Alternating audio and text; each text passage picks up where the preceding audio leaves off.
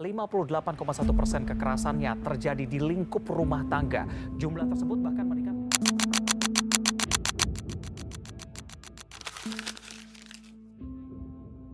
Ketika sebuah hubungan retak, kita terbiasa fokus pada mereka yang saling berhadapan.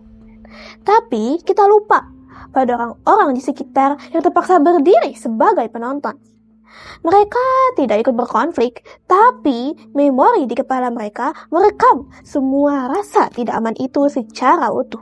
Sebab dari ruang tunggu seperti inilah lahir sebuah pengamatan mendalam. Luka yang mereka lihat bukan membuat mereka rapuh, melainkan menumbuhkan insting kuat untuk memastikan orang lain tidak merasakan kepedihan yang sama.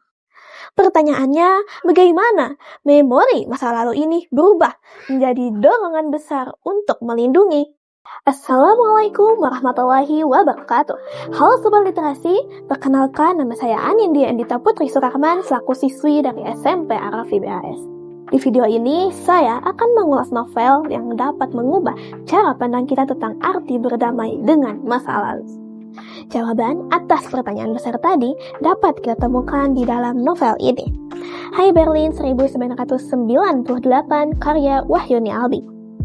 Buku rilisan tahun 2024 dari Cloudbooks ini memiliki tebal 348 halaman yang menariknya berhasil mengemas isu psikologis berat ke dalam sebuah fiksi romansa remaja. Sebelum meraih predikat bestseller dalam bentuk cetak, kisah ini awalnya lahir sebagai alternatif universe di media sosial.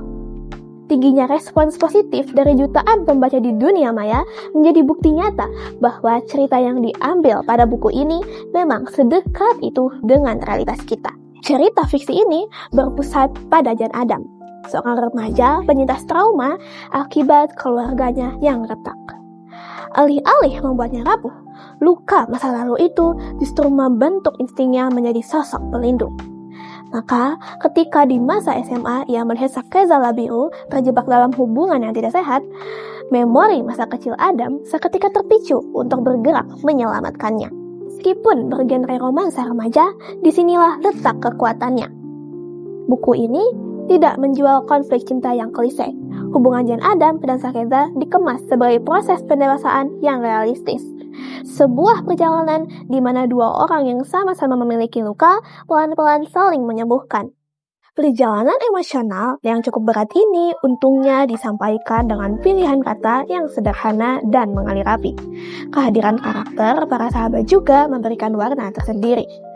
Lewat sifat mereka yang dewasa dan solutif, kita diingatkan kembali pada sebuah pesan hangat, bahwa di tengah peliknya masalah hidup, sahabat sejati adalah tempat terbaik untuk kita pulang. Gaya bahasanya yang jujur membuat kita bisa ikut merasakan detak emosi di setiap lembarnya.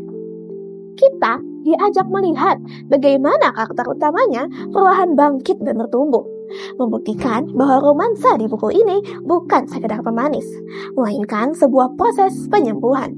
Namun, perjalanan emosional ini tetap menyisakan catatan. Di beberapa bagian, pemilihan katanya terasa sedikit kurang selaras dengan dinamika ceritanya. Fokus yang terlalu berpusat pada kedekatan mereka juga membuat penyelesaian konflik besarnya terasa agak terburu-buru. Efeknya, akhir kisah romantis mereka terkadang terasa terlalu manis, sehingga sedikit kehilangan sisi realistisnya. Poin paling berharga dari novel ini ada pada perjalanan Jan Adam.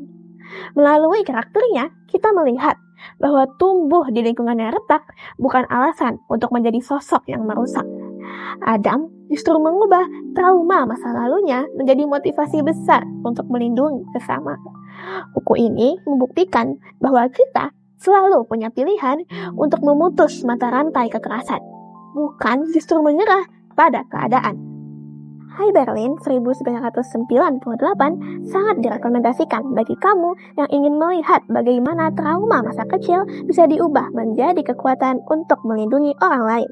Sebab dari Adam kita belajar, kita tidak bisa menentukan sekacau apa masa lalu kita, tapi kita punya kendali penuh untuk menentukan setangguh apa diri kita di masa depan.